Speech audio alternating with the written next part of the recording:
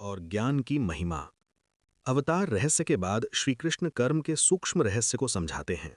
वे कहते हैं कि कर्म को समझना सरल नहीं है, क्योंकि कर्म, अकर्म और विकर्म तीनों अत्यंत गूढ़ हैं।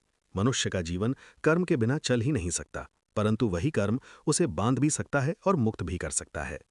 भगवान बताते हैं कि जो पुरुष फल की आसक्ति त्याग कर यज्ञ भावना से कर्म करता है, वो कर्म करते हुए भी कर्म से बंधता नहीं। यज्ञ का अर्थ केवल अग्नि में आहुति देना नहीं, बल्कि अपने हर कर्म को ईश्वर को समर्पित कर देना है।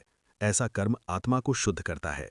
श्री कृष्ण कहते हैं, सच्चा ज्ञानी वही है जो कर्म में अकर्म देख लेता है, अर्थात वो जानता है कि शरीर और इंद्रियां कार्य कर रही हैं, आत्मा नहीं।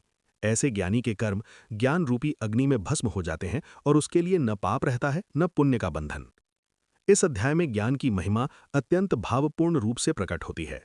भगवान कहते हैं, इस संसार में ज्ञान के समान पवित्र कुछ भी नहीं। ये ज्ञान गुरु के पास जाकर विनय, श्रद्धा और सेवा से प्राप्त होता है। श्रद्धावान, संयमी और निष्ठावान पुरुष शीघ्र ही परम शांति को प्राप्त करता है, जबकि संशयग्रस्त व्यक्ति पतन की ओर बढ़ता है।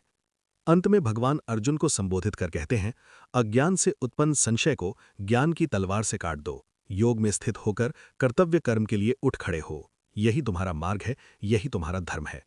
इस प्रकार गीता का चतुर्थ अध्याय ये सिखाता है कि ज्ञान से शुद्ध किया गया निष्काम कर्म ही मनुष्य को मोक्ष के द्वार तक पहुंचाता है।